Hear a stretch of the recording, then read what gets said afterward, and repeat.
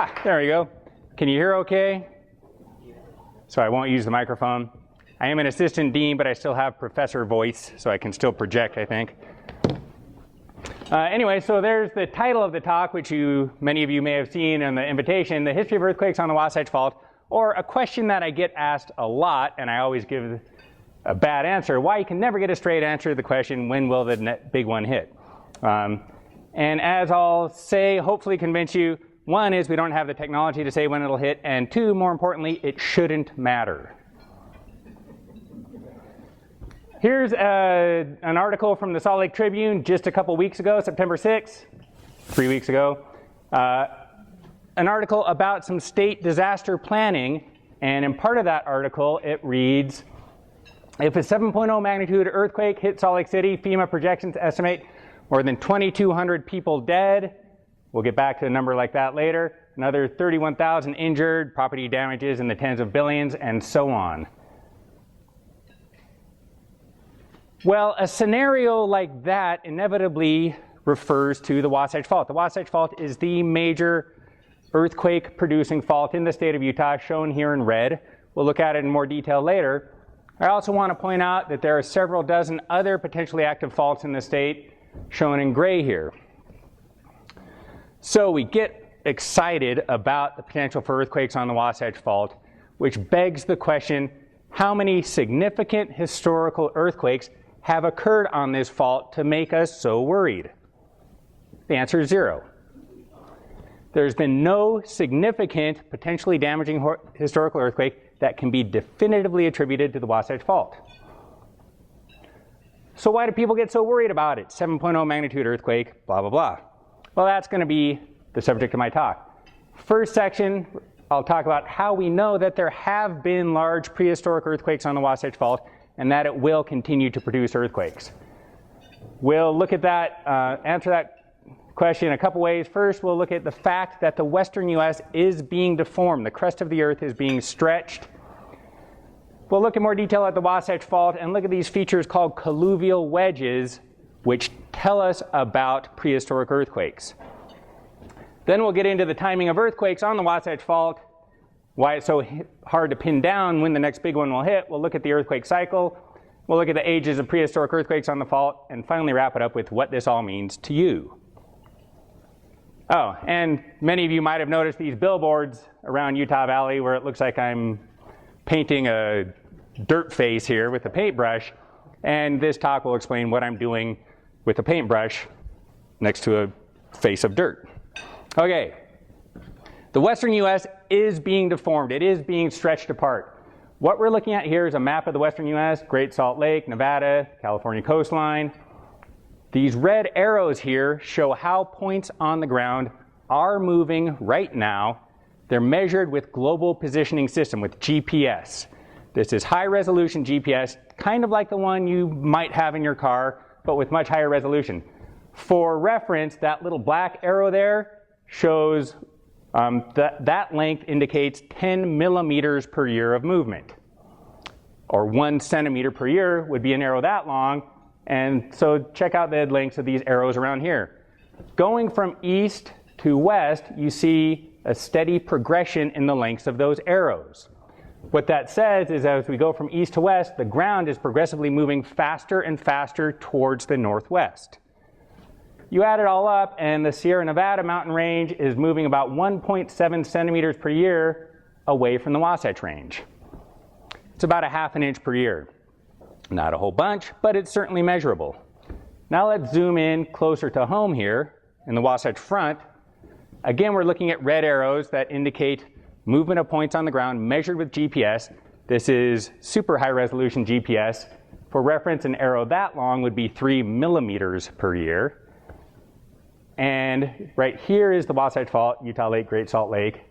And these show movement of the ground relative to an interior point in the US. And if you look, you see pretty consistently on the east side of the Wasatch Fault, all the arrows are about 1 millimeter per year movement to the west. On the west side of the fault, they're about 3 millimeters per year of movement. What that means is crossing the Wasatch Fault, we're seeing about 2 millimeters per year of relative movement. This ground is moving away from this ground 2 millimeters per year. Not really significant, but it's something. 2 millimeters per year in 10 years, that would be 20 millimeters. That would be about an inch in 10 years. So this ground is moving away from that ground. The ground is deforming. This isn't speculation. This is direct observation. So putting this all together, here's the western United States, the Sierra Nevada, the Wasatch Range. It's all extending. A lot of that extension is concentrated here on the Wasatch Fault, a couple millimeters per year. Doesn't sound like a lot, but it's a lot. Here's a little block diagram showing the Wasatch Fault. It generally runs at the base of the Wasatch Range, but not entirely, as we'll see. And the fault isn't vertical. It cuts down through the crust at an angle. So here in Utah Valley, the fault is right at the base of the mountains. It's cutting below our feet. It's something like 7 to 8 miles below our feet right here. And the way that this fault is accommodating the stretching of the crust is that the block sitting on top of the fault is sliding westward. But because the fault is sloping, as it slides westward, it also slides downward. That's indicated by these arrows here. So this block, which sits on top of the fault, is sliding westward and downward. Wow, there's a gap behind the stage here. What do you know? Relatively speaking, this block on the east side of the fault is sliding upward and eastward. So when the fault slips, if you're standing here, it'll look to you like the mountains rise. Or if you're standing on the mountains, it'll look like the valley dropped and moved away from you. So the Wasatch Fault is accommodating this slip. What does this have to do with earthquakes? The slip is not steady and continuous. The slip happens in jerks. This is a little cartoon showing a fault in the crust and two blocks of crust that are trying to move past each other. But there's friction along the fault, preventing these blocks from moving past each other. So my arms might be these two blocks trying to move past each other, and the space between my knuckles represents the fault. My elbows are moving constantly, but friction is locking my knuckles together. As my elbows move, my arms are bending, bending, bending. The more my arms bend, the more stresses build up in my wrist. It's starting to hurt. Eventually, the stresses overcome the friction, and the fault will suddenly slip. And that sudden slip is an earthquake. So we say that the Wasatch Fault is accommodating this stretching, but it's not always accommodating this stretching. For the last couple hundred years at least, the stretching has been happening in the crust. The crust is bending. There's been no slip on the fault. The crust is bending, building up to this sudden slip, which would be an earthquake. So instead of sliding smoothly, the fault slides in sudden jerks, each jerk being an earthquake. Okay, so I said there's been no significant historical earthquakes that have been definitively attributed to the Wasatch Fault. This is a map of earthquakes in Utah from 1962 to 2006 for small quakes up to magnitude 5.5, and from 1850 to 2006 for larger quakes, which are indicated by the starbursts. That's bigger than 5.5. You see there's a lot of earthquakes, hundreds of tiny earthquakes per year, and since 1850, about a dozen big earthquakes, but large enough to potentially cause damage. Many of these have definitely not been on the Wasatch Fault, like up here in the northwest part of the state, down here south of the Wasatch Fault. Some of these maybe were on, but we just don't know for sure. Can't say for sure whether any of these big ones have been right on the fault. Notice that there's earthquakes all over the state. This is related to the fact that we have dozens of active faults in the state. Okay, so to reiterate the lesson so far, we know there's been prehistoric earthquakes on the Wasatch Fault, and there will continue to be because the crust is being deformed. It's being stretched apart. We know this from direct observation by GPS. And we know by the way the crust behaves when it is deformed that this stretching will produce earthquakes. And it does, and it has.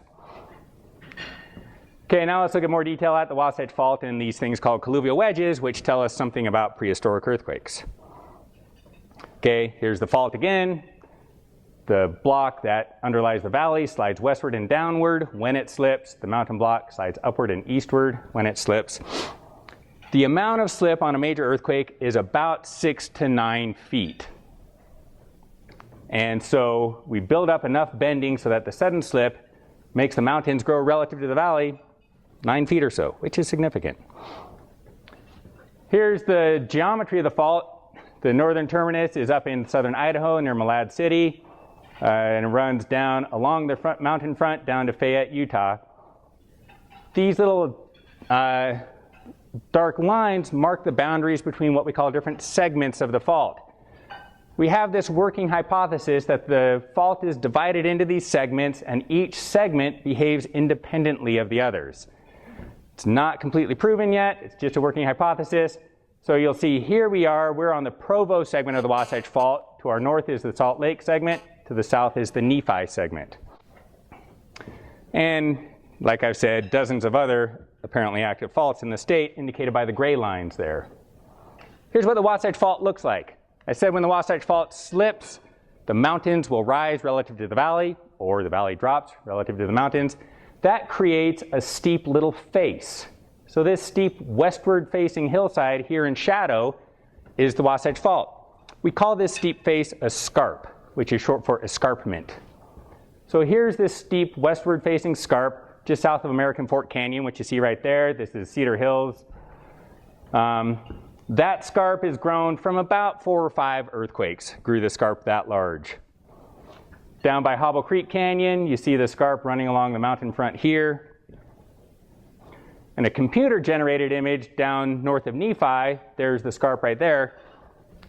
This is how one way we think we know that this is a really active fault, that it has a well-defined scarp that cuts young sedimentary deposits. The fault isn't at the base of the mountains everywhere. Here's in Salt Lake Valley at about 3,900 south. It's running right through the neighborhoods here, right along Highland Boulevard, right past Mike Bunz's house. No, not past his house, under his house, which is just off the figure right there. And here's virtually the view from my bedroom window. This is the fault cutting this ridge at the mouth of Little Cottonwood Canyon. You see the ridge is dropped down in 2 places. The fault is not a single break everywhere. In most places, it's multiple breaks. And here you see 1, 2 major breaks where the valley block is dropping downward. So we've had no big significant earthquakes on the Wasatch Fault. There have been large significant historical earthquakes on other nearby faults, which we think are good analogs to the Wasatch Fault. This is a scarp formed by a 1983 earthquake on the Bora Peak, Idaho fault. It was a magnitude 7.3 earthquake. This is a really good analog to what we expect to happen on the Wasatch Fault. Here's a guy standing here for scale. So the scarp here is about 9 feet tall. Notice the scarp has this bumpy look. The material in the scarp is not bedrock, it's just loose sand and gravel. And here you can see that a little more closely. So the mountain suddenly rises 9 feet, creating this steep scarp that's composed of loose sediment. That sediment will immediately start eroding. Material eroded from there, deposited down at the base of the scarp. Here's the Bora Peak scarp later. You see this apron of sediment deposited at the base of the scarp. This apron of sediment is what we call a colluvial wedge. And why it's called a colluvial wedge? First, loose material on a hillside, geologists call that colluvium. Where does the term wedge come from? Let's look at the same process in kind of cartoon form. So here's a couple layers of soil. There's a fault. The fault suddenly slips, producing an earthquake, creating this scarp. Erosion from the top of the scarp produces material which is deposited at the base of the scarp. And you can see that material forms a wedge-shaped deposit of colluvium. So there's our little colluvial wedge. That colluvial wedge might eventually get buried by another layer of sediment. That would be a buried colluvial wedge. If we find that in the ground, a buried colluvial wedge like that is evidence of a prehistoric earthquake, or it could be evidence of a historic earthquake. So here's the cartoon version of a colluvial wedge. Here's something in the ground. So this is a trench that we'll be looking at in more detail in a little bit, a trench that we dug across the Wasatch Fault, and we're staring at the vertical face of the trench right here. The first time I ever got in one of these trenches, and I was actually being paid to analyze it, I thought, oh, dang, they're paying me a bunch of money to figure out what's going on here, and it's just a bunch of dirt. And here's where the learning really comes in, is it takes a lot of staring from different angles and different levels of light, digging around with the brush, seeing how different layers erode, to resolve different features in a trench here. Did this trench study with about 4 students plus 2 colleagues from the Utah Geological Survey. And what we determined after a while was that we can see some faults in here indicated by the red lines. And we could see different soil layers. The red and the tan, and here's the red again down here. These are different soil layers. These are actually old mud flow deposits, we think. And then outlined in blue there is a colluvial wedge. Wedge-shaped deposit of colluvium. Significantly, this red part here, I shaded lighter because this was a topsoil. This is rich in organic material right here, and we'll get to that later. So this colluvial wedge is evidence for one prehistoric earthquake. And when we look at these things and when we think about other ways that we might form a deposit of sediment like that, prehistoric earthquake is the most likely scenario we can come up with. So we know that the Wasatch Fault is an active fault. It runs along the base of the range. It's got well-defined scarps, which indicate that it's an active fault. When it slips, it'll create a new scarp about 6 to 9 feet high, and the scarp erodes to form a deposit of a sediment called a colluvial wedge. Now let's talk about why it's so hard to pin down the timing of when the next big one will hit. And it comes down to, in large part, it's hard to pin down the timing of when the previous earthquakes hit. So remember, we've got this little scenario of why earthquakes happen. So if we have these 2 blocks of crust moving past each other at a constant rate, if they are really moving at a constant rate, and if the fault is remaining constant in its physical properties, earthquakes should happen like clockwork. If the friction between my knuckles stays the same, and if my elbows are always moving at a rate of, say, 1 inch per second, and if I can accommodate a maximum of 10 inches of slip, then my hand should slip every 10 seconds. Or a more geologically reasonable scenario, let's say there's a fault that has enough friction so it can accommodate about 1 meter of bending. And the average movement between the blocks is 1 millimeter per year. Well, if the fault can accommodate 1 meter of bending and the blocks are moving 1 millimeter per year, then it would take 1,000 years to build up 1 meter of bending. So that fault should slip once every 1,000 years. But the slip depends on the frictional properties of the fault, and the frictional properties of the fault are constantly changing. Minerals can grow across the fault line, making it stronger, or with repeated earthquakes, the fault zone might become weaker. With changing frictional properties, the timing between earthquakes is going to change. Also, there's all kinds of other faults in Utah. Slip on any one of these other faults will alter the timing of the next earthquake on the Wasatch Fault. So the frictional properties are changing. The stresses in the ground are constantly changing from other nearby faults. It's a complex system. The earthquake cycle is not a regular cycle. Earthquakes do not happen like clockwork because it's too complicated of a system. So that's one lesson here. Earthquakes shouldn't happen at regular intervals by what we know about the Earth. Well, let's look at what we think we know about the history of earthquakes on the Wasatch Fault. And get back to this little picture here. We've got these colluvial wedges. Colluvial wedge indicates a prehistoric earthquake, but we can't actually determine the age of that wedge for various reasons. There's right now no good way of determining the age of when this wedge exactly formed, which would tell you when the earthquake happened. What we can do is determine the age of the soil that lies above the wedge and the soil that lies below the wedge. This soil, the age of this soil would predate the earthquake, the age of that soil would come after the earthquake, and so we can bracket the age of the earthquake with the ages of the soil. We can say that the earthquake happened sometime between the age of that soil and that soil, but that's almost as much as we can say. So let's look at a specific case where I did this, like I said, with a few students and with some colleagues from the Utah Geological Survey. Here's the Provo segment of the fault. We're working down on the Nephi segment of the Wasatch Fault, just south of Payson by the little community of Spring Lake. Here's an old vertical aerial photograph. There's Spring Lake right there. There's the old highway. This is a canyon called Picayune Canyon. And if you look closely, you can see this little line of shadow here, and it takes a bend, and there it is there. That line of shadow, we think, is the Wasatch Fault. So we came out here right at the mouth of Picayune Canyon with a backhoe and dug a trench across the fault right here.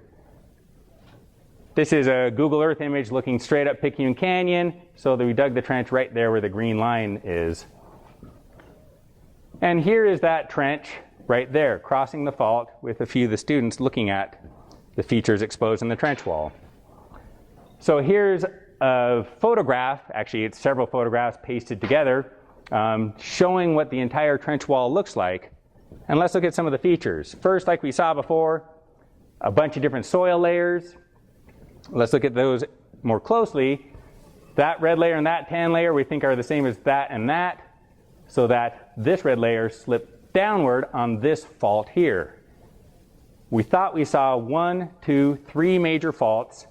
Again, the Wasatch Fault is not a single break, it's a complex zone of breaks that come up through the crust. So we thought we saw 3 faults here, 3 breaks through the crust. And we thought we saw 3 colluvial wedges colored various shades of blue. These 2 wedges I colored the same shade of blue because we think they were the same age. And this weird feature here, the only explanation we could think of for this deposit of sediment was that it was another big complicated colluvial wedge. So 3 colluvial wedges, 2 of them formed in the same quake. What that would mean is that that fault and that fault both slipped in this most recent quake. This was the idea we came up with out there in the trench. And we see that a lot. A single earthquake can produce slip on 2 different faults, producing 2 different colluvial wedges. In the field, from various geologic relationships here, and that this wedge would represent an older quake. Well, then we collected soil samples here and sent those samples in for radiocarbon analysis. And what we're doing here is, like I said, this was an organic rich topsoil, so there would have been, prior to the earthquake that formed this wedge, grasses and shrubs growing in the ground. Their leaves, their roots would be decomposing in the ground. So the age of organic material here would represent the age of this soil, or when this was at the ground surface prior to the earthquake that formed this wedge. Collected soil samples there, collected more soil samples there. Happily, those samples came back with the same age, confirming our idea that both of these wedges were the same age. And that age was 25 to 2,700 years. Notice that this is not an age, it's a range of potential ages, and there's actually, this is just the most likely age. The age dating methods don't give us a single precise age, they give us a range of most likely ages. So this is one reason it's hard to pin down when the next one will come, because it's hard to pin down when the last one was. Sometime, well, the soil is 25 to 2,700 years old. That doesn't mean the earthquake is that old. The earthquake is something younger than that. How much younger? We really can't say. If we had good soil samples from above there, we could pin it down. But for various reasons, we couldn't get good soil samples from above the wedges. So what we can say is that most recent earthquake occurred after 2,500 years. Using various lines of reasoning, we decided it was not long after, somewhere between 2,500 years ago and maybe 1,700 years ago was our best guess out there in the field, based on field evidence and these dates. Soil sample from below this wedge came back with an age of 35 to 3,600 years old. So putting it all together, this trench provides evidence for 2 prehistoric earthquakes, one of them sometime after 2,500 years ago, and we think not long after, and the other one between 2,500 and 3,500 years. This earthquake that formed this wedge happened between when that soil formed and when that soil formed. We think it's closer to the age of this soil, so something like 3,500 years. Before I move on, let's look at what we can say about the magnitude of this quake. Using various geologic relations in this trench, the sizes of the colluvial wedges, the amount of offset between these red and tan layers and other offsets in the trench, we thought that on this most recent earthquake there was 2.9 meters of slip. It's about 9 feet of slip. It's about like that Bora Peak earthquake. That would be about a magnitude 7.3 earthquake or so. And we know that because people have studied all historic earthquakes that produce surface rupture and compared the magnitude of the quake with the amount of slip. So this amount of slip would give us something between, say, 6.7 and 7.5, mid-sevens. Most studies of prehistoric earthquakes on the Wasatch Fault come up with similar estimates of the magnitudes. Now, that study I did, and that was in 2008 and 2009 when we were working up those data, that was just one of 3 recent studies on the Nephi segment of the Wasatch Fault. And this diagram here, age is increasing downward here. There's 1,000 years ago, 2,000, 3, 4, 5,000 years ago. And each of these brown boxes here represents a prehistoric earthquake identified by one of these 3 studies. My study, a study by Chris DuRoss and other people from the Utah Geological Survey, and a study by Tony Crone and others from the US Geological Survey. And you can see they don't agree with each other very well. There's some agreement, but not perfect agreement. For example, DuRoss, the only earthquake he found, all he could say is there was definitely one earthquake in his trench, and it was less than 500 years old. That's all he could say. Tony Crone found an earthquake of about the same age. He had better age constraints, and he could say it was somewhere between 150 and 400 years old. That's the best we can say for this most recent earthquake on this segment of the Wasatch Fault, somewhere between 150 and 400 years ago. Using various lines of evidence, we all got together, sat down, looked at the data, and decided the best estimate for this one was about 350 years. So these 2 studies kind of agree with each other. Some earthquakes somewhere around 300, 350 years ago. Crone saw another earthquake between 1100 and 1400 years ago, average about 1200 years. And then a third earthquake, the best he could say is between 1600 and 2550, which agrees well with that one that we saw in our trench. So putting it all together, sitting down in a room, we all get together once a year in a group called the Utah Quaternary Fault Parameters Working Group, which is a group that their name obviously was not decided by a marketing agent. We decided that these recent studies show evidence of 3 earthquakes on the Nephi segment of the Wasatch Fault in the last 2,500 years. The evidence for this earthquake at 3,500 years ago, it was kind of sketchy. That was not a classic Colluvial wedge. We're deciding not to call that an earthquake for now. Actually, the Utah Geological Survey is going to trench near there again next summer and hopefully pin that down. So we've got these 3 earthquakes identified. The ages, as you can see, are not really well nailed down. Here's those same 3 earthquakes illustrated in a different way. Here again is the map of the Wasatch Fault. There's the Nephi segment. Each little red bullseye here indicates one of those earthquakes. So there's that one earthquake at about 350 years ago, at about 1200 years, and something just greater than 2000 years ago. So that's what we think we know about the Nephi segment. Again, these dates are not really well pinned down. And here are the results from a couple dozen similar studies on all the different segments, what we call the main central segments of the Wasatch Fault. From Brigham City to Nephi, that's what we focus on for a couple reasons. One is that's where most of the population is, and that's where we think the fault is most active. There's about 25 earthquakes here over the last 10,000 years. I should have said that time is increasing to the right here. This is 2,000, 4,000, 6, 8, and 10,000 years ago. So here you see 6 earthquakes on the Brigham City segment in the last 10,000 years, 5 in the Weber segment, 6 in the Salt Lake segment, and so on. It's 25 earthquakes in total over the last 10,000 years or so. Each of these earthquakes is about magnitude 7. This is why we worry about the Wasatch Fault. The average time, taking the best estimates of time of all these earthquakes and dividing by the total time involved, the average time between quakes is 350 years. Here's the statistic that people get all worked up about. The time since the last earthquake was what? About 350 years. So to the best of our understanding, the time since the last earthquake is the same as the average time between earthquakes. And when I say between earthquakes, between any earthquakes on all of these segments together, combined. Wow, so that would make you think that the next one is due now. But like I said, earthquakes do not occur like clockwork. If you look at all these earthquakes here, you can find 2 earthquakes that occurred less than 100 years apart in some cases. In some cases, you can find gaps like in here where it appears there's over 600 years between earthquakes. So in the past, it looks like there's been at least 600 years between quakes. Maybe that's a gap like we're in right now. So the next big one might happen today, or it might happen in another 300 years. There's no way to say.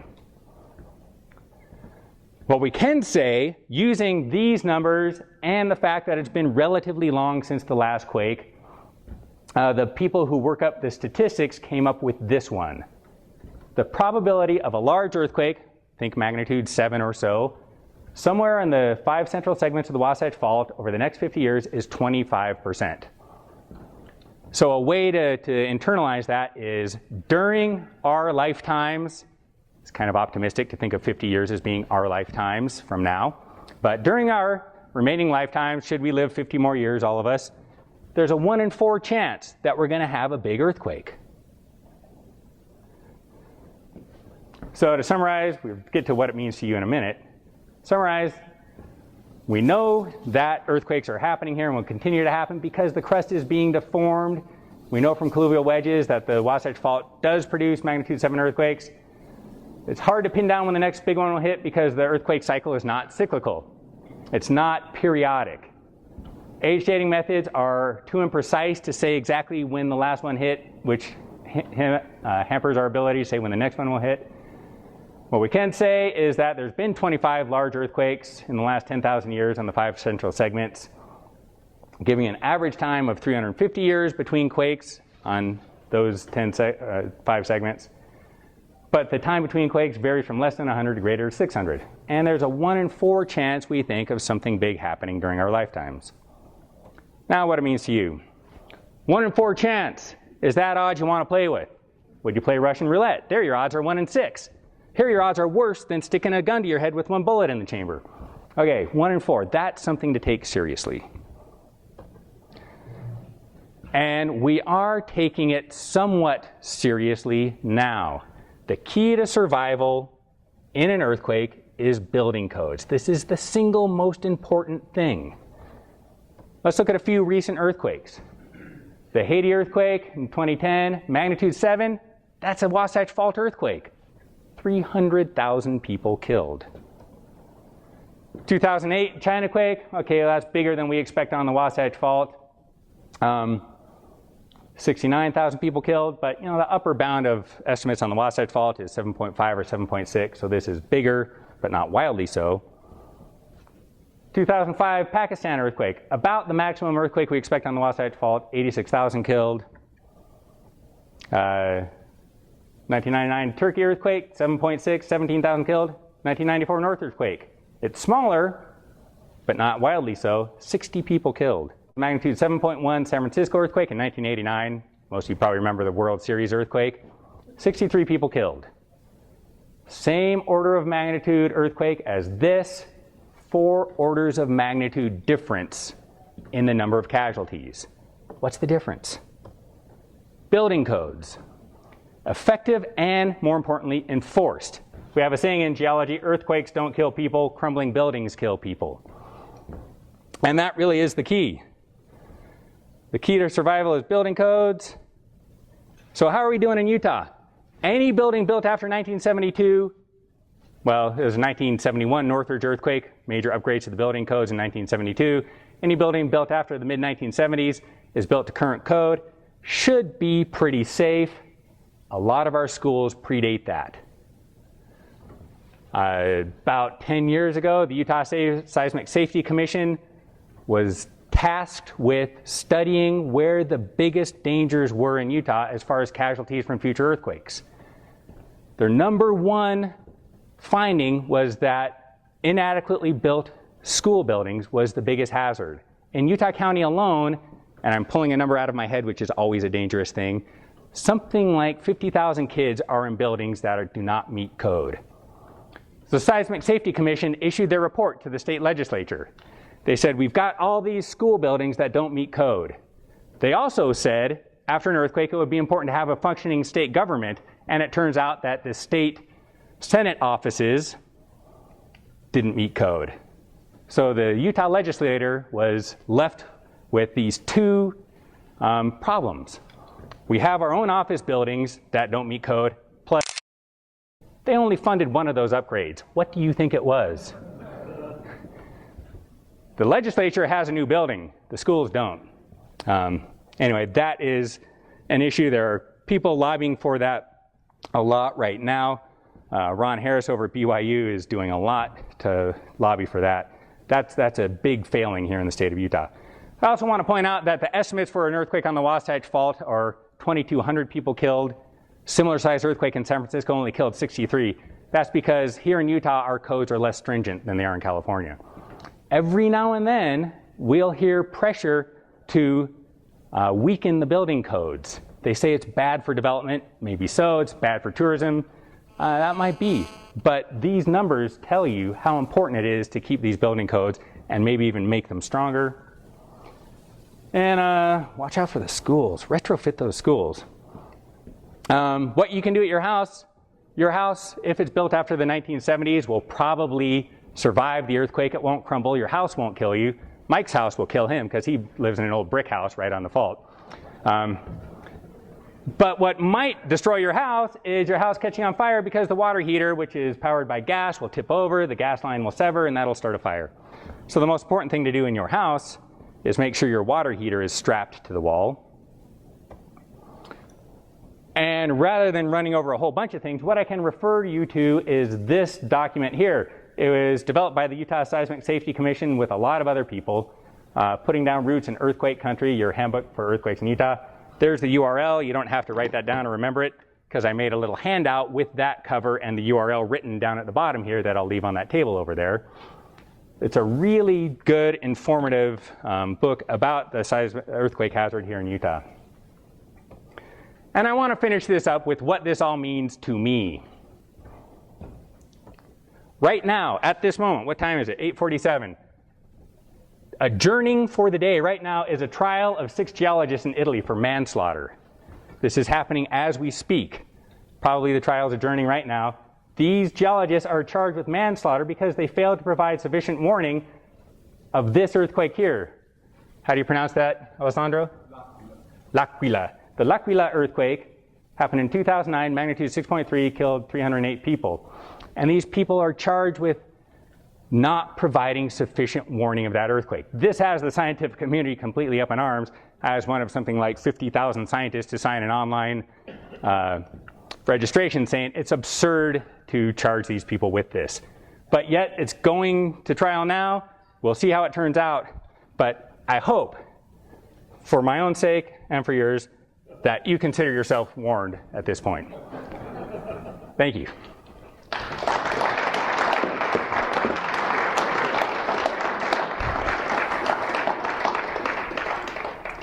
Questions? Danny, I've always been interested in basin and range. From here to the Sierras, we have all these ranges, and yet the land is stretching. Mm-hmm. Would you make that work for me? Yeah. I'm looking for the right prop. Mike, grab one of those big fluffy chairs.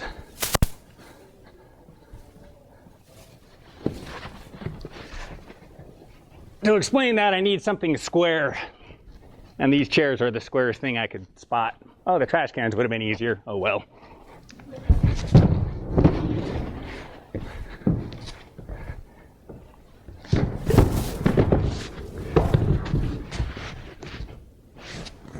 Come up here. There's the crust of the earth. You're looking at the crust of the earth cut sideways. The crust of the earth is stretching. Let's call this east-west, which it roughly is. The crust of the earth is stretching that way. But the earth doesn't behave like this. The earth won't open a big gap all the way through the crust like this. So we have to think of a way for these chairs to take up more horizontal space without opening a gap between them. How could you do that?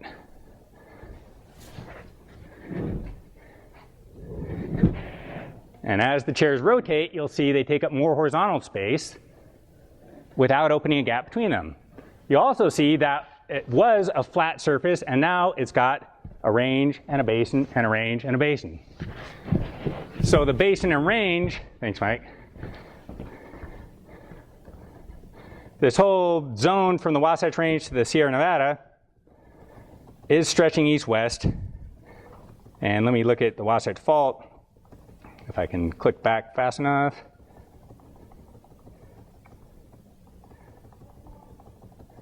Wow, that's a lot of slides.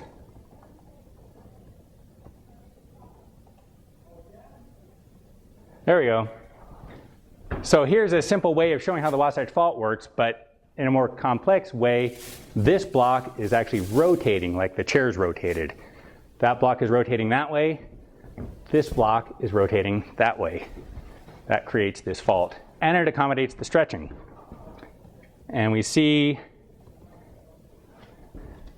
similarly, from the Wasatch Range to the Sierra Nevada, there are about 12.5 blocks that are all rotating various ways like that. Can any of these earthquakes on the different segments be the same earthquake? They could, and that would throw that average time out the window. And this is something that we're working on right now. This is the big push in studying the history of earthquakes on the Wasatch Fault right now is trying to nail down the ages on any two adjacent segments tightly enough that we can see if there's any one earthquake that ruptured both segments. But I don't think we're going to ever be able to do that, because what we've seen in other historical earthquakes is that adjacent segments rupture in separate earthquakes that are only hours or days apart. And if they're hours apart, then the question is, are those one earthquake or two earthquakes? We should treat them as two separate earthquakes. So there's certainly that possibility. It would be nice to know if at least the timing is close enough that it might have been days apart, because that would tell us something. If there was a big earthquake, say on the Salt Lake segment, that would indicate a lot about the hazard here on the Provo segment, if we saw that they ruptured closely in time in the past. Dan? According to the graph you showed us, the two segments that have gone longest without an earthquake, the Brigham City and Salt Lake, does that mean that earthquakes are more likely in those two segments than in the others? Yeah, there's two ways to interpret that. One is that the earthquakes are more likely because there's more bending already built up. Another way to interpret that is maybe for some reason the Brigham City segment is slowed down, or the slip is taken up on some other fault. So people argue both ways, that it means there's a heightened danger on those segments, or that there's a lessened danger. Salt Lake segment certainly is not slowing down because it's right in the middle. One reason that the mountains are highest around there and here is because the fault is most active. The mountains are growing by slip on these faults. So one measure of the activity of the fault is the height of the mountains. Brigham City, the mountains aren't so high. Maybe that segment isn't so active anyway. Do the earthquakes like in southern Utah and Zion that they had a few years ago, does that relieve any pressure up here? Does it have any effect at all this far up? I don't think it would have any effect this far up. At Zion, there was in 1992, there was the big Springdale quake right outside of Zion Park. Triggered a landslide that destroyed a house, which was the worst impact of that quake. It would certainly change the nature of stresses around there, but it's not a simple thing to say how it would change. It would relieve stresses in some places and increase stresses in others. And there's a guy at the U.S. Geological Survey, Ross Stein, who makes his living trying to figure that out. But it would certainly change the stresses and the likelihood of earthquakes nearby. Up here, I don't think, no effect up this far. Mike knows a lot about stress transfer through the crust as well. David, you had your hand up. Yeah, you're talking about pretty big features and in some cases really deep. Is there any possibility that man-made activity is dynamics? Yeah, and we know that man-made activity can trigger earthquakes, and here's how we know. The best evidence for this came from a series of earthquakes just north of Denver. And I think this was back in the 80s, 1980s, maybe in the 70s. Anyway, there was a series of small earthquakes, not damaging earthquakes, but big enough to be felt, big enough to cause worry, up to in the mid-magnitude 3s or so, in an area that had never experienced any earthquakes historically. And the people studying these earthquakes kind of pinned them down to one narrow zone, which is in the Rocky Flats weapons base. It turns out that the military had some contaminated water it wanted to get rid of and was pumping that water down some deep injection wells. trying to do it on the sly, but the earthquakes gave them away. And so because of the coincidence of those earthquakes with their injection program, it's almost certainly that that injection of water triggered those earthquakes. People have taken that fact and said, hey, we could relieve the stress on the San Andreas Fault or the Wasatch Fault by drilling a series of injection wells, drill down there and produce maybe some small earthquakes to relieve the pressure. That's not going to happen for two reasons. One reason is one of these wells costs something like $100,000 to $200,000, and you'd need several dozen, so we're talking hundreds of millions of dollars. The second is, if you trigger some small earthquakes, fine, but to relieve the same amount of pressure of 1 magnitude 7, you'd need to trigger 900 magnitude 5s. And no one wants to live through 900 magnitude 5s. That's enough to get you worried and keep you up at night. Another reason is if it did trigger a big earthquake, then you're liable. But yes, man-made activities do certainly trigger earthquakes. There have been other storms of earthquakes associated with the filling of reservoirs and with a sudden lowering of reservoirs, which alter the stresses. Yeah, yeah. Yeah, so, oh yeah. What would be the estimate of the lateral extent of an earthquake on one of the faults? You talked about a possible 9-foot escarpment. Mm-hmm. How far would you anticipate that would run along the fault? Well, our best guess now is if we look at one of these segments, and if the rupture was confined to a single segment, the greatest displacement would be near the middle, and it would tail off towards the ends. The most recent studies, and this is a report that hasn't been published yet for the Salt Lake City segment, they did a really cool study about a year ago, and that found evidence that at least the entire Salt Lake segment, if not adjacent segments, has ruptured in the last 3 earthquakes. So this entire segment appears to have ruptured in the last 3 earthquakes, producing about 9 feet of slip down here. By the time we were up right by the University of Utah, it was down to about 4.5 to 6 feet. And it would be within a zone as wide as you saw in the trench there. I mean, here at Bora Peak, in some places it was a single break. In some places it was a zone about 30 feet wide that had these ruptures.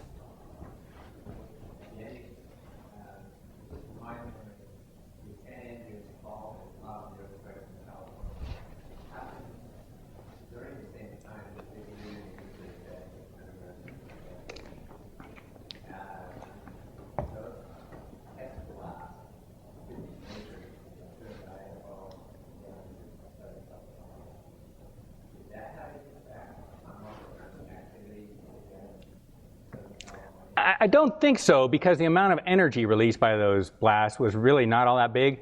The amount of energy for the underground nuclear tests that were done in Nevada, they would have been equivalent to maybe a magnitude 5 or 6 quake, so they would have had no more effect than a magnitude 5 or 6 quake. It was far enough away that local magnitude 5s and 6s would have much greater effect. And it was a different kind of stress. The nuclear blasts send a shock wave through the crust, but they don't permanently deform the crust, especially not far away, right near the blast. You guys want to give any more input on that, Mike or Nathan? This one here. So the Wasatch Front counties, Davis, Weber, Salt Lake, and Utah counties have ordinances that you are not allowed to build a structure for human occupation right where there has been a rupture in the last 10,000 years. This is the legal definition of an active fault. If it's ruptured in the last 10,000 years, you can't build right on that rupture, and there's a formula you need to use to say how far away your building needs to be. So one of the dangers is the fault rupture itself. Other dangers include strong ground shaking, and strong ground shaking is often the greatest cause of damage. Strong ground shaking will be greatest right along the fault zone, and the ground shaking generally decreases as you get further away from the fault. So in general, the further from the fault you are, the better off you are in terms of strong ground shaking. But there are local effects where you can have pockets of super strong shaking, depending on the soil types beneath your house, depending on focusing effects. Soil layers can act like lenses and focus shaking energy. And we saw this in the 94 Northridge quake, that we saw these zones of damage. And the only explanation is that the earthquake energy was focused at the south end of the San Fernando Valley, and again, further to the south. Did you want to comment on that, Nathan? Yeah, I think about that when I buy my house here. And the way I thought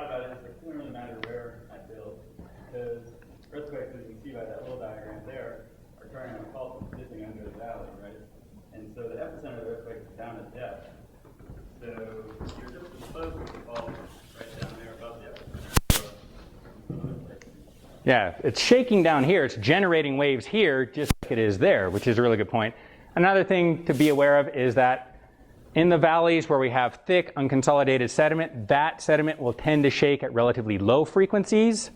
Frequencies on the order of 1 to 3 hertz, about 1 wave per second, like that. Those frequencies don't impact 1 to 3 story buildings very badly. So 1 to 3 story houses out in here with this low frequency shaking should be okay. What kinds of buildings respond poorly to this low frequency shaking? Tall buildings, greater than 5 stories. Where do we have most of our tall buildings? Well, kind of out here. Up here on the mountain front, the worst shaking will be in the higher frequencies, 10 waves per second. That's worse for houses. So that's something else to think about. Liquefaction is a problem. That's worse closest to the middles of the valleys. If you're right on the foot of the mountains, rock fall is a hazard. I wouldn't live right at the foot of the mountains with my bedroom on the mountain side. I would have my bedroom on the valley side. Decrease the chances of a boulder bouncing into your bedroom at night from earthquakes or other triggering mechanisms. Those are the main hazards. Anyway, if you have other questions, you can talk about it. I'll stick around. I'll put these little flyers here so you can find out where to go online and get your own PDF version of Putting Down Roots in Earthquake Country. And thanks. Thanks, Dan.